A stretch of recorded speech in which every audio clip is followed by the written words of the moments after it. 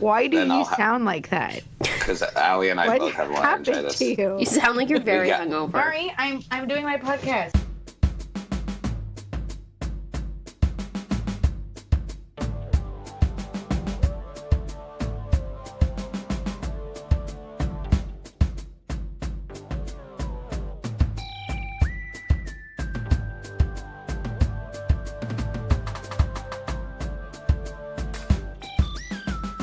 Here we are, and welcome to the Friday Night Movie Podcast. I'm still chasing being as good an announcer and host as Lily was a few episodes ago, so I made my voice hoarse like hers was when she was 9 years old. It's impossible to get. You failed. You didn't get it. I am in a bathroom in New York City right now after having seen the Big Apple Circus, and very excited to start the show because we have with us one of the legends of Friday Night Movie, one of probably the most requested human to appear on Friday Night Movie. No, not our mother, but the one, the only cousin Vanessa is here today. Yay! Welcome, cousin Vanessa. We're so excited to have you. Hi, everybody.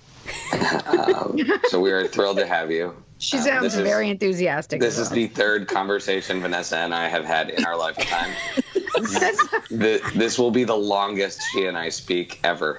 Vanessa is the closest yet most distant cousin to this family, because it's like you and her didn't necessarily have a chance to bond, but as soon as I crashed a car in front of Vanessa, and then I stayed at her apartment in LA, and then Becky went and moved to California to be closer to Vanessa, I just feel like there has been a beautiful bond that has developed, and it's like osmosis, Shai. We just assume you're as close to Vanessa as we are. She's the best. Like, I just want people to understand on this podcast that you think like, well, is Vanessa going to live up to the hype? I don't know, but it doesn't matter because that hype is real. Well, I appreciate you. The best. The reason I don't sound excited is because I'm super nervous. I'm like, never done. Okay, technology is not my forte, as you have found out on Twitter. All you have to do is talk. But I'm working on it, so I literally was like, did you put your entire phone number in your handle? No. It was Vanessa, like, 914, and I was like, that's dangerous. Legit, it's Cousin Vanny, so I was able to changed it, yeah. Changed it. Is Twitter assigned you one? So, Becky and Lily, how are you doing? I'm okay. I'm a little bit annoyed lately because I listen to a lot of podcasts, just, especially when I commute, see what the competition's like, and I've noticed a trend, which is that all the other sibling-based podcasts, and other podcasts about real topics and such, and I've noticed this new commercial that's popping up on all the podcasts. It's a Honda commercial. I don't know if you've heard this commercial, but they straight up steal our meh bit. Did you know this? They buy, rent, or meh? Or no, just the word they go, because we didn't invent the word meh. No, but it's the way they use it. They go, when you hear about a hybrid car, don't you just think meh? Well, this new Honda isn't meh. And then it's like all about the new Honda. And I'm like, okay, literally up until we started this podcast, no one was using the word meh in commercials or on podcasts. We changed that. And I think they've stolen our meh bit. I'm gonna confidently disagree with Becky, but I'm glad that she believes this because it makes me feel cooler. That we made fetch happen. Sure. I made fetch happen. I made it happen. Okay. That's how I'm doing this week. It is a thing now. And Lily, how are you? I'm good. Had a little of the old bronchitis this week. So I'm doing a little bit better now though. I'm doing even better because Vanessa's here. And I see that the one and the only Alon just walked in with a very cute baby. We found a baby. Can you hear him okay? Yeah. Okay, awesome. So we have our special guest, surprise guest. Vanessa's our main featured guest. We have a surprise guest, Alon, my oldest friend, with his third child. They just keep producing children in this household. Oh, you win.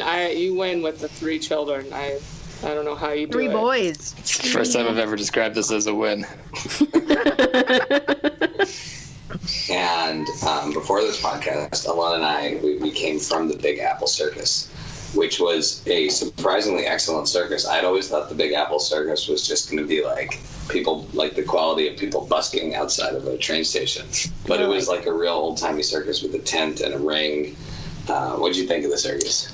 I thought it was great. The kind of signature star of the Big Apple Circus is Grandma the Clown, who thankfully was not there because it's an old guy who puts on a gray wig, and then the joke is that she's an old lady who like makes honking noises and spritzes people, and it's somewhere between just sad and actively disturbing. So she wasn't there this year, so I think everyone had a better time. Just felt more at ease, not worried that Grandma the Clown was coming. Well, thank God. Yeah. Do you know why she wasn't there? Did she have bronchitis? Less than conceived. They seem to have replaced her with the ringmaster, who is like an older Jewish librarian. That's the circus you get in New York. Yeah. All right.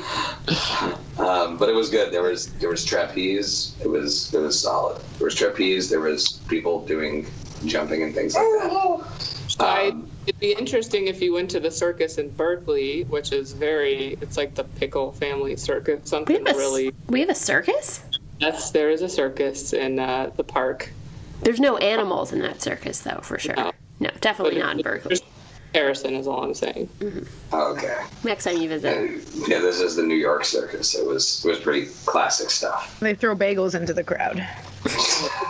It's the bagel gun. Yeah. The other thing that's clear from going to the circus, no matter where you go, is that totalitarian regimes produce far better and more focused acrobats than the United States.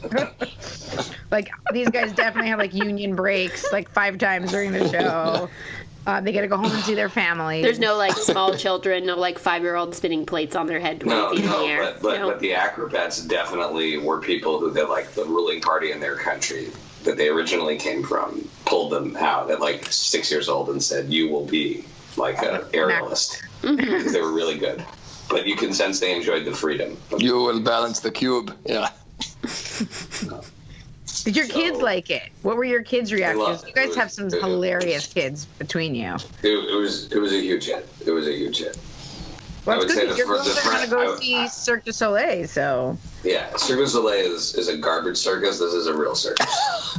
Okay. I'm going to just... That's controversial comment. It's too much to unpack right now, Shai. That is too much to unpack. No, but later this summer or this winter when we go to Vegas, we'll break down if my opinion on Cirque du Soleil changes. In the meantime, speaking of things I have opinions about, the big thing we came to talk about today, in honor of Cousin Vanessa's joining us, is the Outlander season premiere. We did a tradesies an episode or two ago where Lily and Becky agreed that if I would watch the Outlander season premiere, they would watch the first episode of Titans.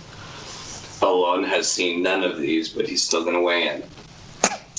And the first thing we need to do, though, is that the last episode I watched before watching the season 4 premiere was the finale of season 1, which was a 45-minute brutal sexual assault. A lot has happened since then. Yeah, I mean, with finger breaking. I gave Shai like a first recap, like a general recap via text, so that I was like, because you can't go into season 4 without knowing anything. I don't even know how we can continue. Outlandish. Sorry, that wasn't. Is that pun intended? Work out. And so we've got a lot to catch up on. But before we catch up on that, I know that we have Cousin Vanessa here, who is the ultimate Outlander fan. And we need to know how you're doing. And I know you have some stuff you want to get off your chest before we get deep into this. Oh, well, I'm so excited to be here. I can't even tell you how much I enjoy the podcast. How if I'm like,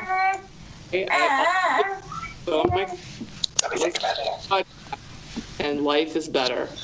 And, when do you listen to it? I'm just like curious. Well, my life is kind of crazy right now, so just when I'm sleeping usually, because that's the only time I have alone.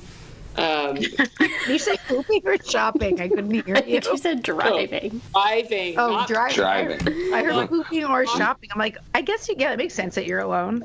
I am Like driving. in the bathroom right now, which is very unusual because I can barely be alone in the bathroom. I'm doing okay. You know, Becky didn't mention this, but there's a lot of fires going on here in California. So I'm actually in Lake Tahoe right now. Beautiful Lake Tahoe, and Becky's in Berkeley, and we left. It was just so smoky down there. So, Oh, wow. Terrible. Wishing everybody is doing well and okay. yeah, but I'm doing well. I'm just really happy to be here and excited to go deep into Outlander. I caught up yesterday. My youngest, Teddy, is sick, so he was like lying on me, passed out, and I watched Outlander. And then at 3 a.m. when I had him awake and had a fever, I watched Titans. So I got it in. That's amazing. That is such a classic mom move. I love it. I referenced the fact that you were the most requested guest outside of our mother, or in addition to our mother.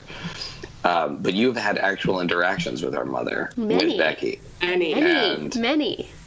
And I just, before we get into Outlander, I'd like to know a little bit about what has been your experience with our mother, whose birthday, by the way, is this weekend.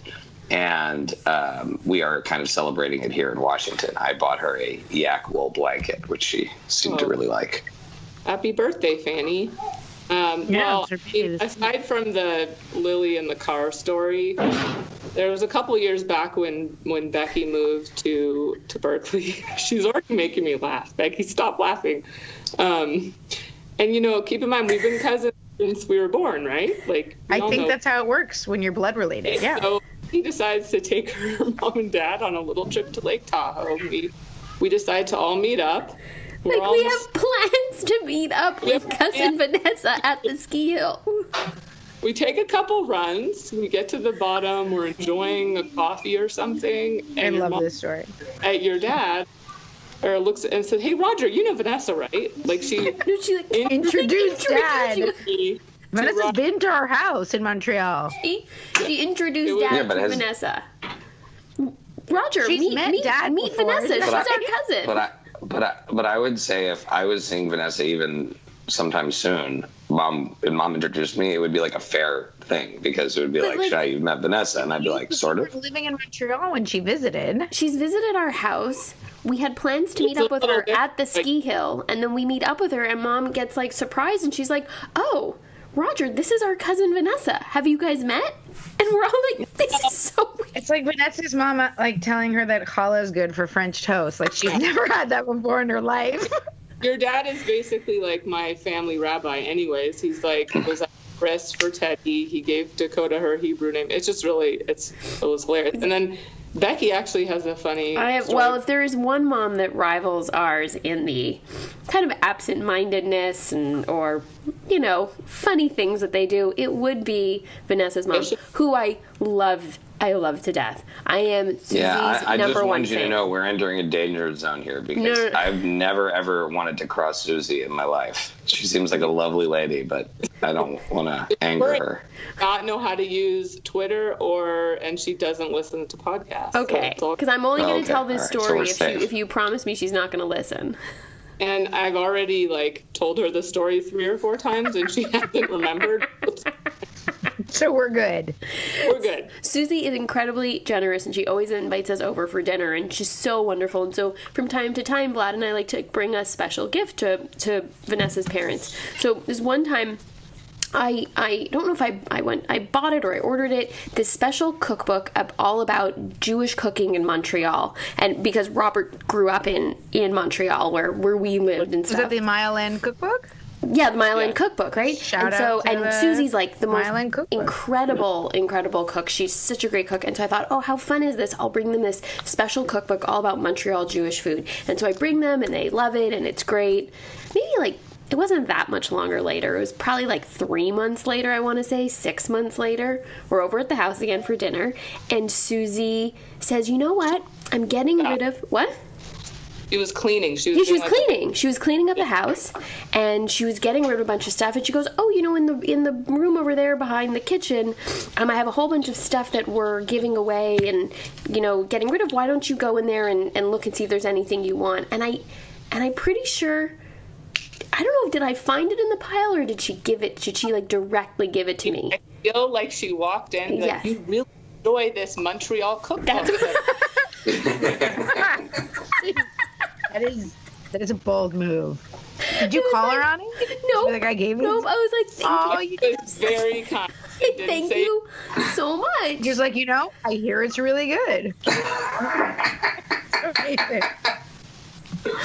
Did she also ask if you've been to Montreal?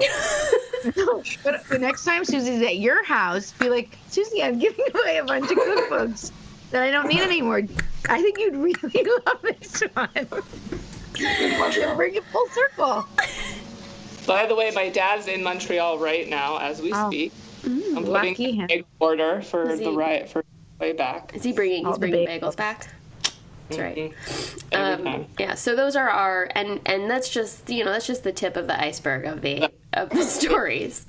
So now we've caught up with Vanessa, but I think there's a couple we really have to catch up with now, and that is Claire and Jaime and Claire, who when I last saw them, Jaime was being horrifically abused by a British military captain, and then I pick up the story 2 seasons later, and they're on a boat and arriving to America. So it's a lot's happened. And so I think, and Lily, if you could please, before we talk about the season premiere, could you just catch Ola and me up on the story?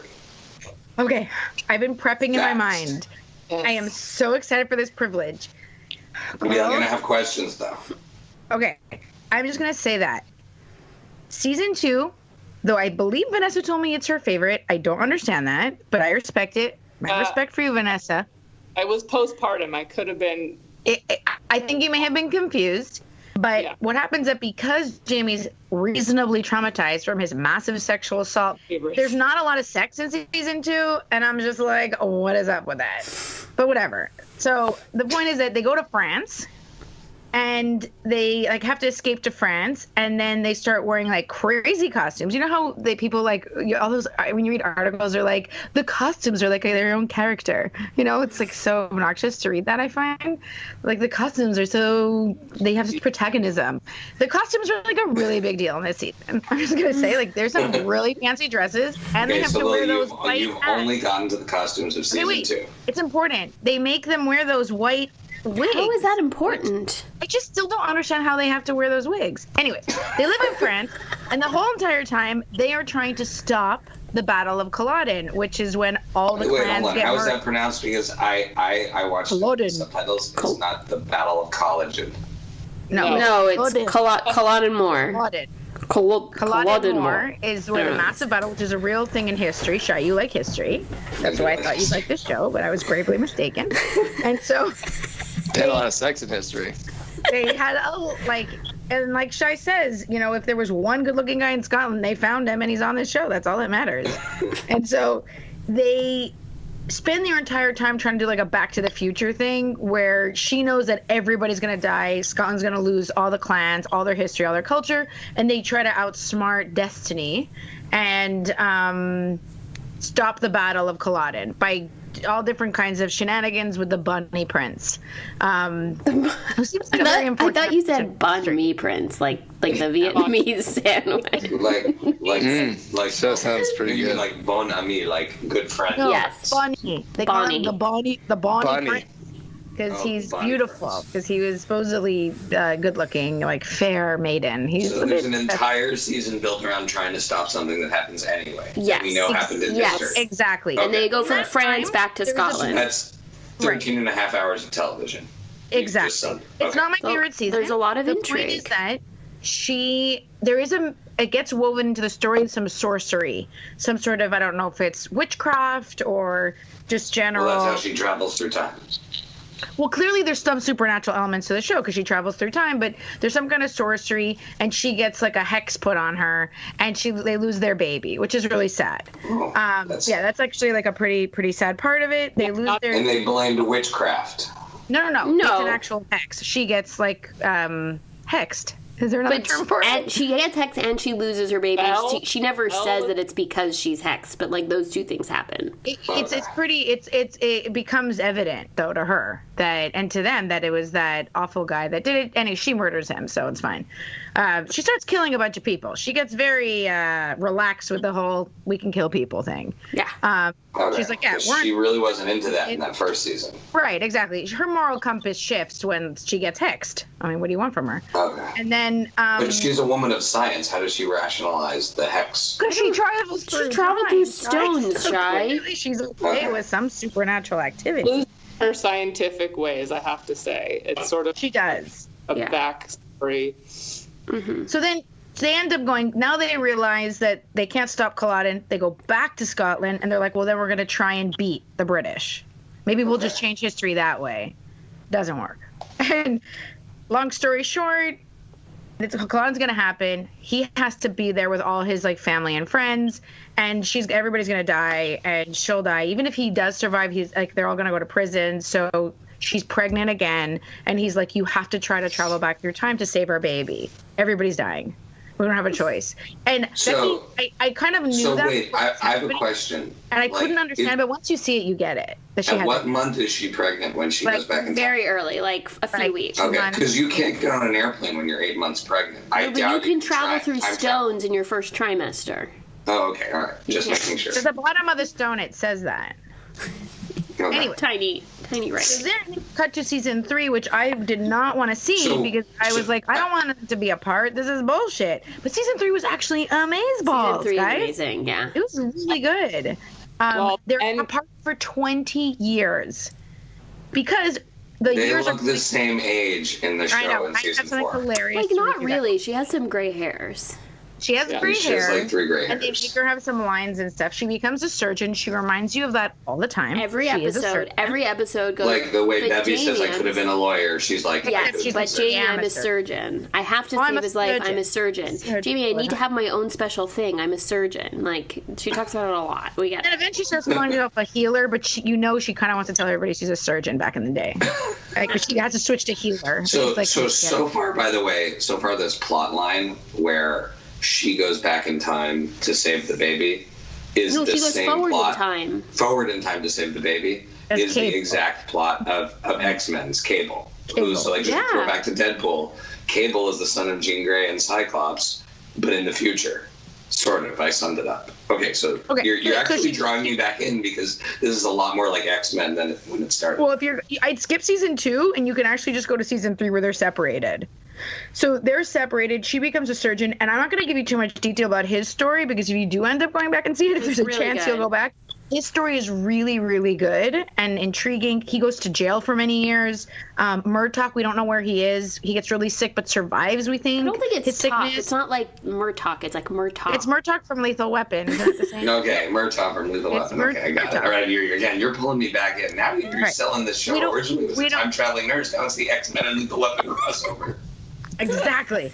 And so he goes through like some crazy stuff. She becomes a surgeon. She does not have a relationship with Frank. They're together. They live in Boston. They just raise the kid together, but he ends up having a side piece because he's like, you don't even love me. You're clearly in love with a ghost. That's said a lot in the show. You're in love with a ghost. Stop chasing a ghost. You're in love with a ghost. Chasing a ghost. So is the baby born 200 years old? Exactly. Oh my god. Exactly. That's a thing. God. You are a genius. They bring that up in season 3. In season 3, that's the whole thing. She's a 200-year-old baby. About a 200-year-old baby, which is her baby. Brianna, who's named after Jamie's father. Not an important detail, but it's so nice. Like the Jews name after people who have passed, which I think is a great. This is a tradition among the time-traveling Scots. Yes, exactly, as well.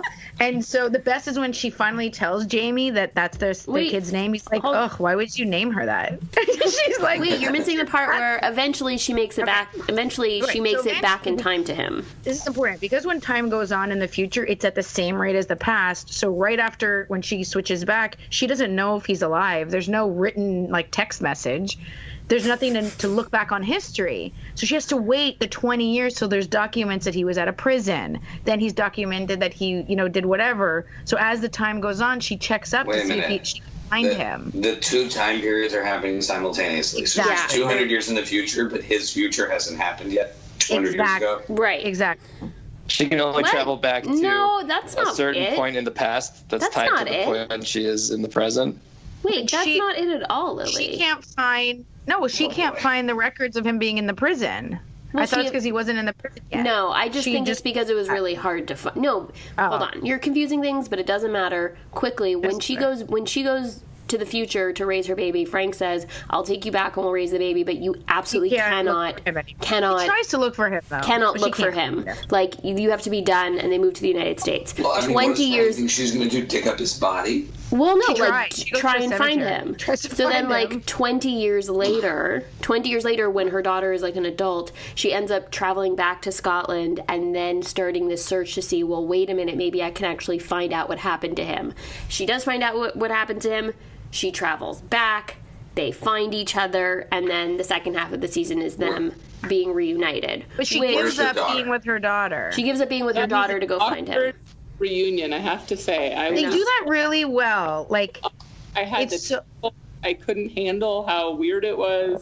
But I feel like it's so realistic because they haven't seen each other in 20 years. Like, awkward sex too. Like, right, they bump they don't have good sex. Like, they're just like, wait, they don't know a lot about each other. Has 20 years passed for him? Yeah, so now they're both like in their 40s. Simultaneously. It's going for him at the same time. Yeah. Anyways, when she goes back, she only goes back exactly 200 years to where she is now. So if 20 years passed for her, it's 20 years passed for him. So, okay, so now cut to ... The second half of the season takes them on all sorts of adventures. Jamaica. They end up in the Caribbean at one point. Though, he ends up having an illegitimate kid because a woman rapes him. Well, and I just feel it's like a debatable whether or not it's rape. I know, but I'm like, he literally decides to do it. I guess he can't get away. Everybody wants to sleep with him. She threatens him, sex with him, and she gets pregnant. So he does have a kid running around that he doesn't know. So whatever. ... They end up in the Caribbean, and then on a shipwreck trying to get back to Scotland, crash.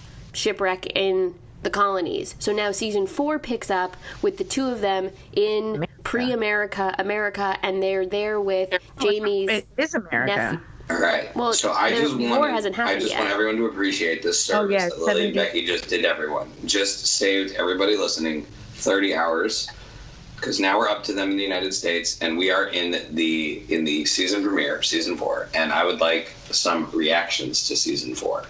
So everyone's seen the first episode. Season 4 so far. Well, you haven't seen it, Becky? No, I'm just checking. All 4 of us, and not Alon have seen this. But it's okay. He'll give us his reaction too, as you guys describe it. So I'll summarize the episode as I understood it. They end up in the colonies. One of their friends get hanged.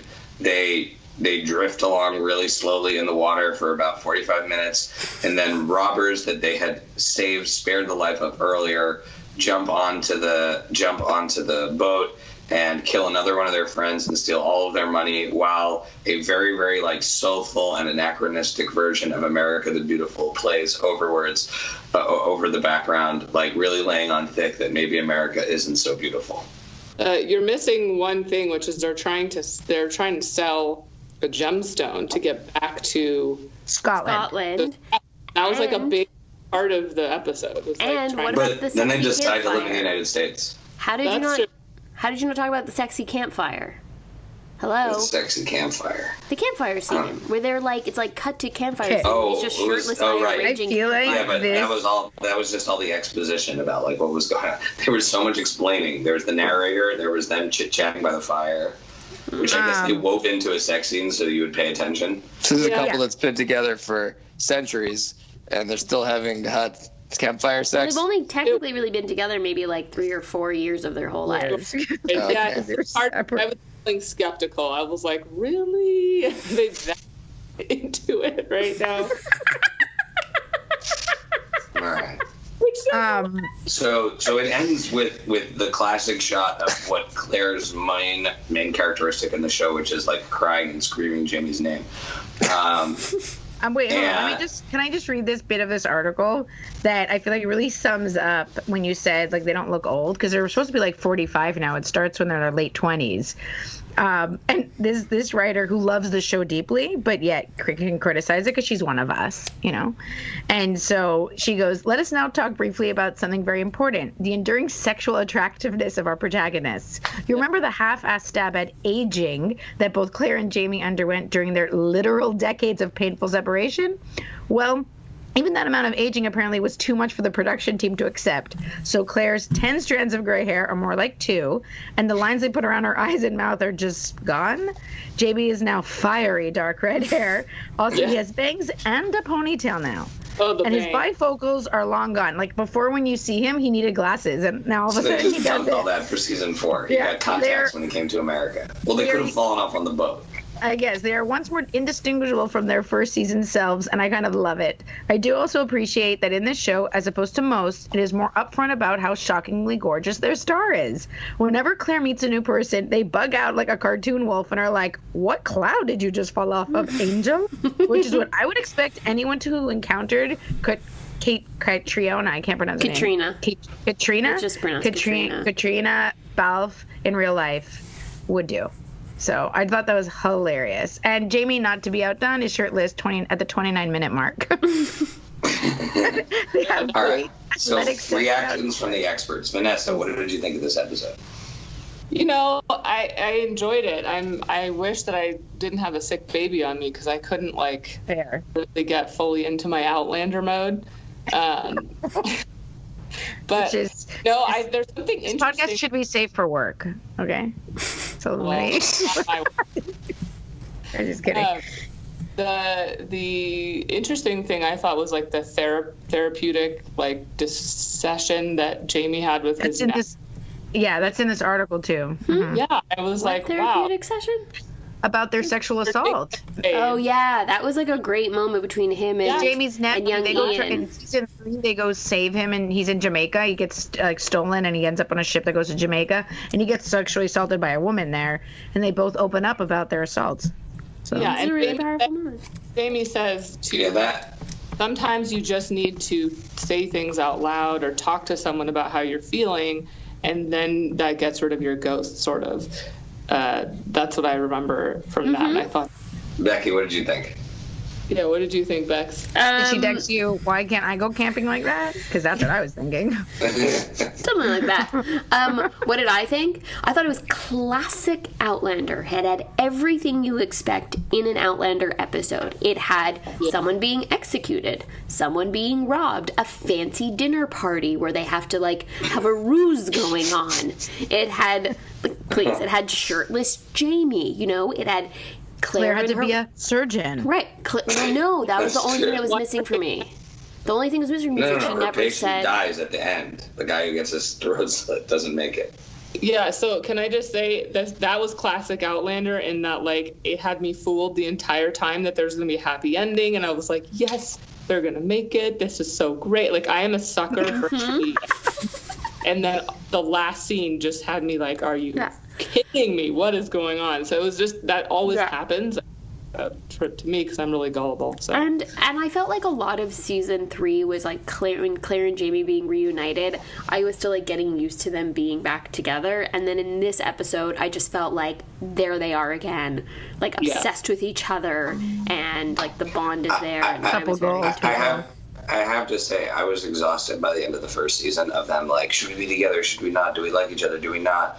And at this point in season 4, even though I never really bought their relationship in season 1, I actually felt wow, this is a pretty good couple. I kind of like seeing them together. I'm glad I'm not dealing with the drama of whether or not they should be together. They've decided that they're going to be together. I enjoyed that piece. Well, that's saying we're going to get an I Told You show, but if we get a I Don't Hate It, I think it's pretty good, guys. I'll settle for that. But I have to say, I am so excited for this season. I think they're setting us up with some great storylines. We're going to meet his aunt. We're going to be dealing with Native Americans. We're going to be dealing with slavery. Claire's going to have all of her issues. Jaime and Claire are going to fight slavery together. Yeah, they're going to fight slavery together. And there's going to be a shirts that are coming from the Caribbean that gets dashed on the rocks just when he was about to put one on. Yeah. That is 100% accurate for somebody who doesn't watch the show. Yeah. And like, actually, I've seen the cover of Entertainment Weekly. Lily, I want to hear your reaction. I want to hear Alon's reaction to the first episode. I feel like they, the girls are really on par with what I have to say about it. I think that I in the article I was reading, which I'm gonna I sent to you guys because it's pretty funny. I'll send it to you, Vanessa. That and I can like post it on Twitter if people are really interested. Is that is the whole like how they are going to deal with like slavery and the fact that it's a pretty ugly history, and that obviously Claire's going to try and just solve slavery the way she tried to solve the Battle of Culloden, which is a bit ridiculous, but they still find a way to, I guess, do it tactfully in their own way.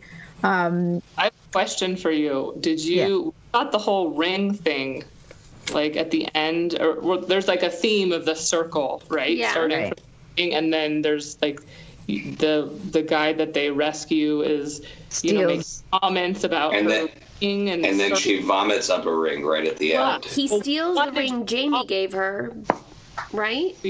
But not Frank's. Frank's got stolen or swallowed. No. Like that.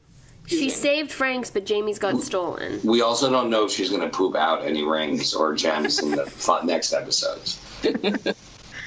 But yeah, no, I like Becky said, like it's classic. That's what you want out of the show. At some point, you need his shirt off. You want her to say, "I'm a healer. Let me do it." And they're together. It's interesting. It's at least they're in like a different setting. They're in this U.S., which is cool. So I guess it's not united yet, but I'm super happy as a fan. I would say this is the episode that I like the least the most. Meaning I enjoyed this episode versus He hates all of them. all and of the other episodes.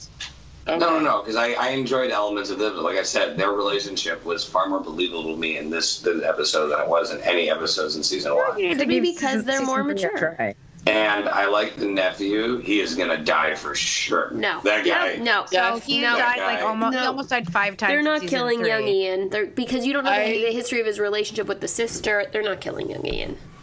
Yeah, okay. Well, that guy does not look like he could survive the New World. There's nothing about him that suggests. I wasn't sure he was going to make it out of that episode. The I will say subtlety is not one of the artful elements of this show. The ring metaphor that you were talking about, they like club you over the head with the opening monologue from her about rings and circles, and they flash back to 2000 BC with America 2000 BC with a bunch of like. That was weird. Like culturally insensitive representations. America because they were supposed to be Native American. It said it in the lower third, and they light themselves on fire, or whatever. There's some sort of like ceremony happening, and then at the end it ends with her like puking up her ring that she while America the Beautiful plays. No, I didn't love that last. That was beyond over the top. I agree, and that's I watched the special features. So let's be clear. I watched the special features. I went deep on this episode, and the like producers, God bless them, were like patting themselves on the shoulder. We're like, we wanted people to think about the fact that maybe America isn't so beautiful at that time. They're not good with subtlety. True. Fine. At the moment. And what does Alon think of it, considering he didn't so what's watch your it? reaction to this? Well, Description of a show. Thank you for educating me about Outlander. I've heard a lot of things from friends who've watched it, and now I feel like I understand it a lot more. Based on what it seems like they're doing in the new season, it sounds like kind of a sexier, maybe more female-targeted version of Assassin's Creed, at least the one where you're a pirate. And you're kind of traveling around and you're meeting like sexy guys with beards and you're jumping on boats and learning the dangers of swallowing small chokeable objects. And even the people in Assassin's Creed are from Montreal and they introduce you to it. So I feel like for me personally, it really comes together. And I'm interested. I haven't watched many TV shows recently, but this is definitely one that I now know about. I feel like you know enough that you could pass as if you watch it in a conversation with people who are into it. This. If I had watched this as the first episode of the show, I would say, "Oh, I'm interested, and I'll keep watching this show." I guess, but you could watch this as the first episode of the show and it would be fine. I'm not saying you couldn't. Put it this way: you have. I said on this podcast, I will never watch this show again. I have now watched another episode, and I can see a scenario where I could be convinced to watch another episode after this. It was you who came up with the tradesies, so I feel like you've been dying for an excuse to watch the show. Speaking of tradesies, should we talk about Titans? We can't talk about Titans. Right, I'm just saying that nobody's immune to Jamie's sexiness. I am nothing about immune. I'm not. I've only heard him described, and that's pretty good. So, speaking of sexiness. We're gonna. Well, I don't know. We can describe Titans as sexy, but we're gonna. I think the line "fuck Batman" is pretty sexy. Yeah. I texted Shai. I'm like, you had me at fuck Batman. Yeah. I was like, what? So Titans airs on the DC Universe app, which I urge everyone to sign up for, or at least get the free trial to watch some episodes. It is a take on the Teen Titans show, which has been done a few different times, including a kids version that my kids watch. Somebody said to me, they're like, "Oh, is that like Teen Titans Go?" And I was like, "No." It's the same characters. But I was like, "No, that's for children. This is for adults." This was a kid that said this to me yesterday, and I was like, "You don't know what you're talking about, little kid." I don't know. In Spain, I feel like Titans, the one that you saw, the R-rated version, is actually. So that's my first question is a kids show. My first question is this show R-rated? There's so much cursing and murder. Yeah. So the premise is Robin has left Batman, and he's a police officer. Dick Grayson's a police officer who moonlights as a vigilante in Detroit, I guess. And he teams up with a few other younger superheroes to fight what appears to be some kind of a demon character. At least I'm only a few episodes in. And the other characters are, there's Robin, there is Starfire, who is the woman who can light herself on fire. There is Rachel, who will become Raven, who is the daughter of a demon, and she's kind of like the centerpiece of the story. And then Beast Boy, who I don't know if you've seen yet, but he's the kid who can shapeshift. He's the last scene of the first episode when you meet Beast Boy. And then they're going to bring in other characters like Hawk and Dove, which I don't know if you guys saw the episode with Minka Kelly. I might have seen the episode with Minka Kelly. Yeah, so they're going to be characters too. Anyway, so they're going to fight some demons. So that's where we are. It is, I believe, R-rated. I mean, this show is super R-rated, and I don't really like when shows are dark for the sake of being dark, but I actually enjoy the darkness of the show. Although I kind of hope or wish they would do like a PG version so they could put it on network TV, because I think it could be just as enjoyable without, except maybe fuck Batman, which is kind of like the signature line of the show. I'm so curious. I'm dying to actually hear Vanessa's reaction to the episode. Oh boy. Yeah. Well, I had texted you back because I was like, oh crap, this is not my genre. And then I remember me to watch Stranger Things, and I really enjoyed it. So I kind of had a prejudgment moment. No, keep in mind, Lily and I have never seen this before. This was our first episode too. Yeah. We just were under contractual obligation. Yeah. From tradesies. And truthfully, I only made it like 25 minutes in, and that's probably the point when I realized, like when I was like, oh, okay, I could get into this story. And I also made the connection to Batman and Robin and Gotham City. It took you 25 minutes, Vanessa? Jesus. No, I'd say it was like 15 minutes. Mind you, it was 3 a.m. This is fair. You're right. Thank you for watching it. It's not just fair. It's amazing. I've been trying to sell it to Jose by being like, this is about Robin, and from Batman and Robin, give him a whole backstory. I'm so angry. Like, I thought the killing was so brutal, and I just thought like superheroes were like, I felt like friendlier. I just thought they were a little more heroic, but he seems pretty angry. It's a good all right. analysis. All right, Becky, what do you think? Do you have questions? You have reactions? I do have questions. You clearly watched the Minka Kelly episode. And Right. she is in the show more. She's like hospitalized at the end of that episode, but I believe she's going to be in the show more often. But basically, so first of all, I definitely enjoyed the first episode because it was different, because I was expecting it to kind of be more of like a CW show, and then it turned out it was actually like dark and a little bit weird and gory. I'm a little bit concerned at how many like superheroes or whatever supernatural powered hero people threads they're trying to cover. I'm like, that seems like it has a lot of characters, but we'll see. But I definitely super enjoyed, I enjoyed it enough that I was excited to watch the next episode. But my question is about just the general DC world. Does Gotham exist in our regular, Honestly, it's in the U.S. I find that very Right. confusing in this show because Gotham is a city, but then they spend the rest of the time visiting American cities like Right. Detroit. So I can only assume that Gotham is New York in this story. Right, well, I always figured like Gotham was a New York type city, but it was just, but everything in the DC world, like as far as I've experienced it, has always taken place only in Gotham. You've never really left Gotham. And so now all of a sudden it's like Gotham and Detroit and Ohio and, you're like, what? What does DC stand for? What? DC Detective Comics. Oh, thank you. Which, I by never the way, thought about that. Which, by the way, one of the cool things about Batman and this version of Robin in particular, one of the things I really like about it, is that Batman is often billed as the greatest detective, and one of the core Batman comics was actually not called Batman; it was called Detective Comics. The first appearance of Batman was in a comic book called Detective Comics, and I really like that Robin in this show goes back to that. He is a detective. He's a detective. Oh, that makes sense now about why they make him a detective. The other thing is that my experiences with Robin have really been that he's, like, not cool. Like, he's not Except for Joseph Gordon-Levitt in the movie. I don't know, I didn't see that That's movie. an Easter egg at the end of the movie, though, Lily. But I didn't And see he's that. not the same Robin.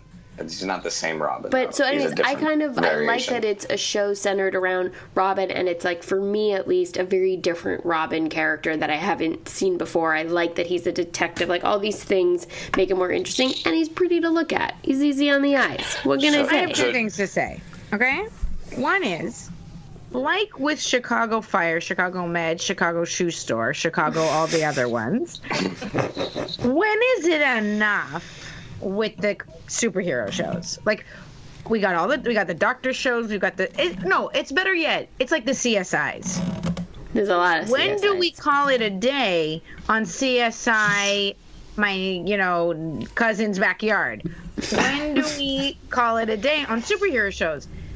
It's a lot. And then the other thing that I wanted to say is, like Riverdale, at what point do you like the show because you like the show, and had so far removed and so much more violent, like Vanessa was saying, from the real, like, authentic stories from comics, that are we like, okay, we just borrowed their names and just made a violent, cool detective demon show? I think Titans as a show, which has had a classic cartoon, and now it has a kids cartoon and had comic books. This group of the Teen Titans, which are not really teens in this, so they're just Titans.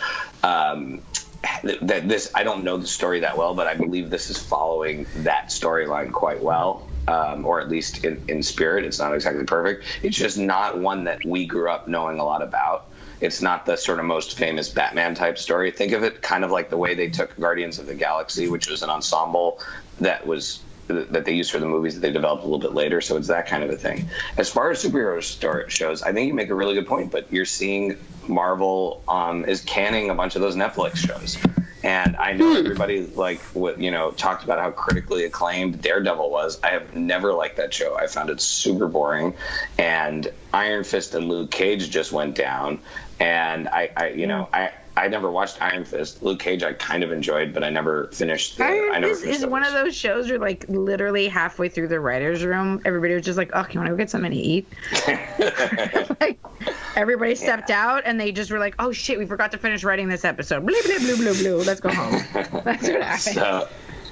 So I think that you're actually starting to see a bit of a purge. I think that in general, DC has done a better job translating to television. The Arrowverse shows on the CW, Titans, Gotham are all more interesting as serial TV shows than any of those characters would be on the movies. And I think that is one of the reasons why the DC movies, aside from Wonder Woman, have been like a total disaster, is that the DC characters work better in an episodic development. You think so? You think because they work better and not because they have just terrible executives running those movies? Because I'm pretty sure that's it. I think that it means from a story perspective. But I have a question for Vanessa. If this is not her type of show, and we know Outlander is, but what kind of shows do you watch? No, man, really depressing. And I often ask myself, why am I doing myself? I just finished Ozark. And that's not that depressing, though. It's pretty dark. That's pretty dark. That's a kid's show in Spain, Ozark.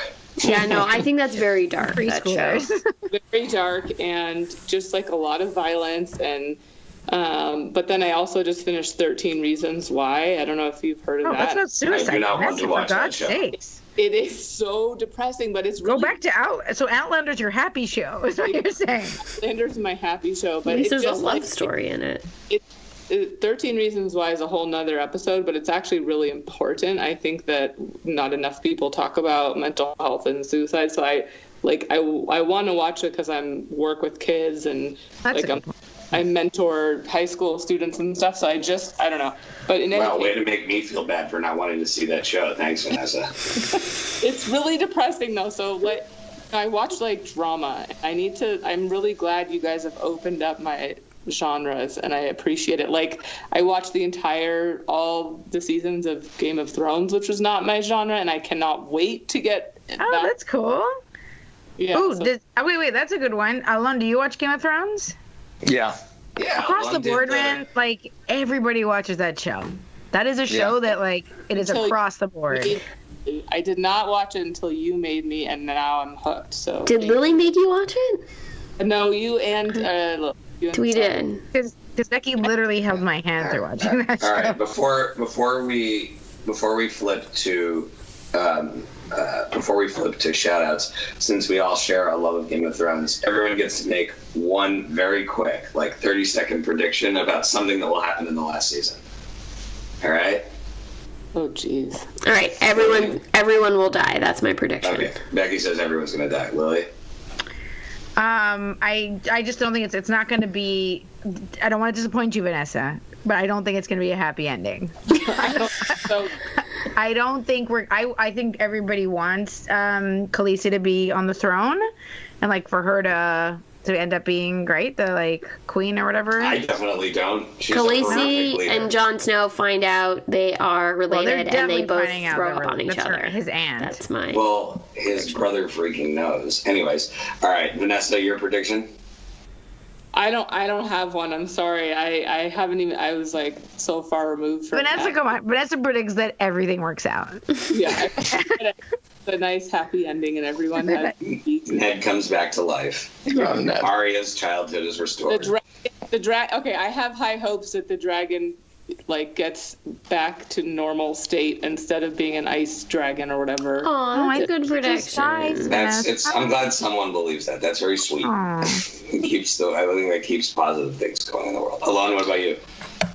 Since I only heard the Outlander part of the conversation, I'm gonna. We're Game of Thrones. I'm hybridizing. I'm gonna say that the woman from Outlander travels back to Game of Thrones times, falls in love with the Night King. We finally see him with his shirt off, ice nipples. Ice nipples, great. And I believe that the throne will be melted down by some form of dragon fire, and there will be no throne. Oh, that's a good ending. That's actually a really good ending. And that there will be some kind of democratic or multiple nation-state rule with Sansa running Winterfell and someone running King's Landing and all that. All right, political science. All right, Mr. Political Science. Diplomat over here. Okay, let us thank you to our guests. Let us start with our shout-outs. No, recommendations. I have a recommendations. All right, Lily, recommendations go. I felt like this whole thing was a recommendation. Bronchitis had got me this week was that weird state where I didn't want to watch anything that was too important because I kept falling asleep. And then I was on Twitter, and Lanz had recommended the Sabrina show on Netflix, and I was like, that looks like garbage. I'll just watch that and fall asleep, like with my antibiotics and cold meds. And I was enthralled. I really want to see it. Super addicted to that show. It is a good show, and I admit I am watching it because of you sending that tweet and you and Lanz both endorsing it. So Are you kidding me? I can't believe all I in on that was show. shitting on this show, and now I love it. Yeah. It's great. It's like a Riverdale that actually was supposed to be spooky, not one where they decided to make it murdery and spooky once they realized that was the angle people No, liked. it's legit scary. It is not for kids. Like, I do not think this show is for children. There's a lot of, I don't think the makers of it think it's for kids either. Yeah, but it's great. All right, Becky, any recommendations? Yeah, Vanessa, I that might started. be one for you to step out your comfort zone too. It's Oh yeah, but Vanessa, I think you'll like Sabrina because it also has a relationship like Outlander. So I promised last week that I was going to start watching Homecoming, which I did, and it's really like different the way it's done. It's very cool. I'm into it. I'm going to watch the season. I loved the podcast. I still currently like the podcast more, but I think it's really just different and weird the way that it's made. So I confused that with camping just now. No. Homecoming, it has Julia Roberts. It's super cool. Right. So But you recommend listening to the podcast first. Wait, they made a movie out of a podcast? They made a show out of a podcast. from I know, podcast. Shai. I am so excited. A TV show from a podcast. We're going to No, you don't have eventually to get to listen talking about how we think this show of our podcast would. It's probably better not to listen to the pod. You don't have to listen to the podcast first. And you know what else I want to recommend? Titans. I would like to recommend it. Thank you, Beck. All right, over to Ilana. We've been watching this parenting webinar that teaches you a lot about mostly how you kind of bear the burden of shame for the failures of your children. So I've been enjoying that. Are you serious? Are you messing with us? No, at night we're like, what should we watch? And then we borrowed someone's password for this parenting website where we watch a webinar about how to get your kids to eat their dinner. That's the entertainment that I. Oh my gosh. Okay, A, I'm sad for you. B, I kind of want to know what here? is. You watch your podcast about Get a special guest star there for Malone's eldest.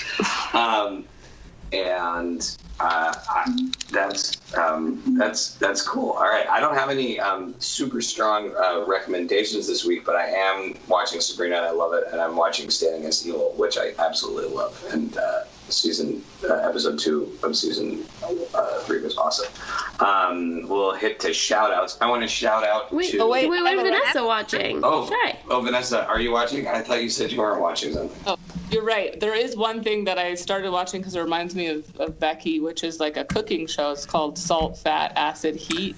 And it's all about, oh my God, those are some of my favorite things all in one place. I still really like it. It's a 4-episode show. Cool. And the last place in Berkeley, and literally all the places that this chef goes to is like where Becky lives. And so I just think of her Berkeley Bowl and or what about that vegan donut place with the mushroom flavored donuts? Not on there, but I should recommend that to the chef. So anyways, that's what I'm watching aside from my depressing shows. That's amazing. All right, who has shout-outs? I do. We have to shout out to Fanny because it's her birthday. Oh, nice, Vanessa. Big 6'5". Good move. Wow, you just gave Mom's age out to everyone, Lily. I don't think That could be edited out. Yeah. It could be edited out in post, but I don't think She should she's be ashamed. proud of her age. Look at how much she's accomplished. She's like a day over like Amazing. 50. But really, when I thought about shout-outs, it was to Roger because he and I, he has a special place in my heart and my kid, with my kids and everything. So Aww. it's to Roger. Who probably Have you met him? Should I introduce you guys? Yeah, I'm next Shabbat dinner that he's at my house. You can reintroduce. Shoutouts? And Well, Yeah. I just want to shout out to Lanz for recommending Sabrina, which got me through the week. right on. All right, Beck. I want to shout out to Emily, who watched Homecoming with me and then the next night babysat for me. It was awesome. I want to shout out to Edgy because it's his birthday on Monday, and then also to Edgy and Becca because for Edgy's birthday, they took me and Vlad out for a really fun night, which was like, happy birthday to us, thanks. And Amazing. You watched a lot of Shrek 2. it was discussed. And then I was listening to last week's episode with Noah, and I want to shout out to him because I just felt like I listened to that again and I've learned so much about special effects. So thanks for being That was a really such a great guest. It was really cool. Alon, you got any shout outs? I'll shout out to you guys again for having me back. It's always very exciting when I get to participate. Thank you. Oh, it's the best having you. It's awesome. Yeah, this is, so I first want to shout out to cousin Vanessa in person for the first time ever. Thank This is you. amazing. It is great to have you on, and I hope this is not the last time. Hope you'll come back. I hope you can come on a lot more. Super fun. And Actually, I want you to watch Sabrina and then come on and talk about Sabrina because I think that'll be a lot of fun. deal. All right, and then speaking of the Noah episode, our dear friend Lindsay, aka Afros XII, on Twitter and Instagram, the amazing artist, she wrote the most wonderful review of the last episode. It was so many paragraphs that she took a screenshot of it and actually posted it directly to Twitter, and that was just so cool of her to do. And she's just a wonderful human and a great artist, and it's so great to have her listening. I'm going to blow your mind in that I met through this program educational program I was participating in, a woman, a very cool woman named Deb. Hi, Deb. But who, through 3 minutes of conversation, we figured out that her mother-in-law is no other than Amalia, the Hebrew teacher from Solomon Schechter from the 90s, my 5th grade Hebrew teacher. That's so Who is random. the most beloved and amazing Hebrew teacher of that school, such that when I texted other people from that moment, I was texting people on the phone being like, I'm sitting with Amalia's daughter-in-law, every single person, including Ilana, one of our great listeners, Ilana and dear friends, she writes back, oh my God, favorite Hebrew teacher ever. And so I am working my way to being back in touch with Amalia, the great Hebrew teacher. And her Thank you daughter-in-law, for that. Deb, is super cool too. Random story. We had Shout-out. Madame Granger, who I'm now back in touch with because of the show, and now Only you, who is literally the most nostalgic person, you beat me by a lot, and I'm pretty nostalgic, will, fight tooth and nail to find his grade school teachers, not to just, be in touch with them, but to be able to tweet at them. That is... tweeted them. I sent Madame Granger one of the posters from the music stuff. Vanessa's a grade school teacher. So Vanessa, one of your future students could be this obsessed with you one day. I don't think it's obsessed. You have to remember how little I went to school and enjoyed going to school. So the teachers that made an impact on me mean a lot to me. Vanessa, one day one of your students is going to have a podcast just so they can track you down. Oh, that's nice to find out. All righty. Alon, do you want people to find you? No, just look for me on the Friday Night Movie podcast every 6 months.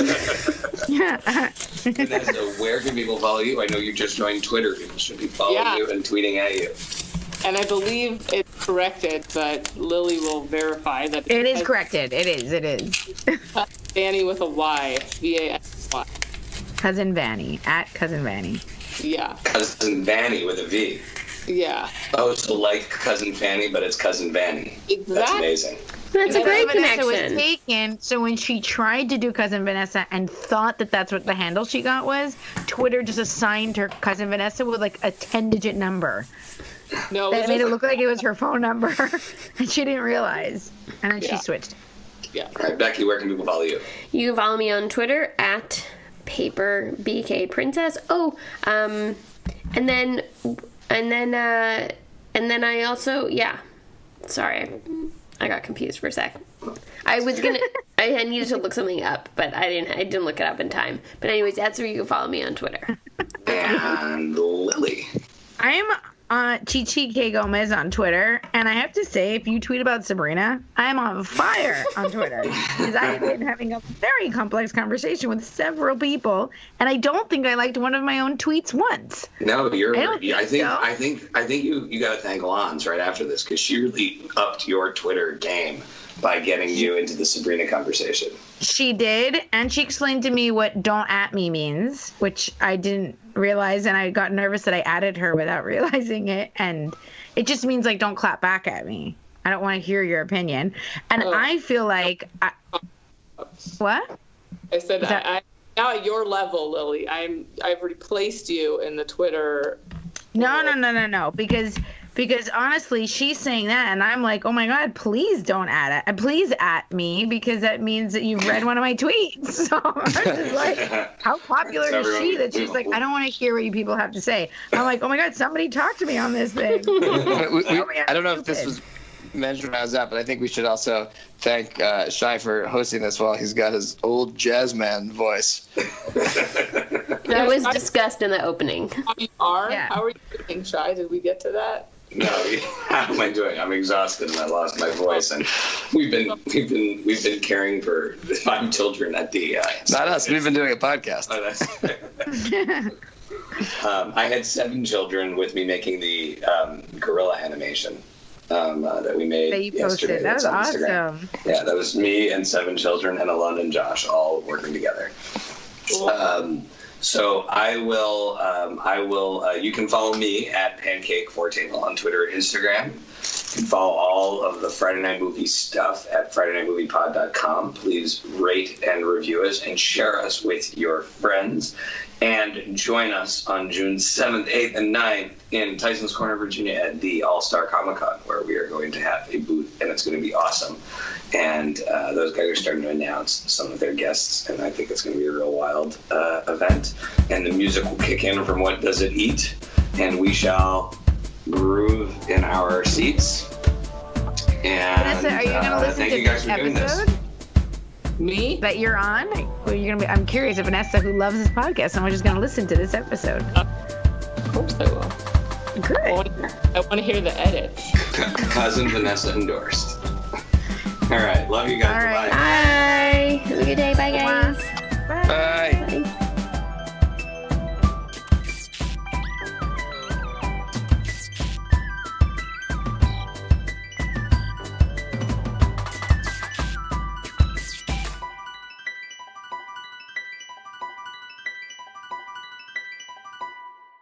All right, Vanessa, we're just going to have to talk more now. Yeah. We've broken the seal. We broke the seal, Shai. We got to hang out. All right, be well. Bye-bye. Bye, guys. All right. Bye. Good luck with all the kiddos. Love you.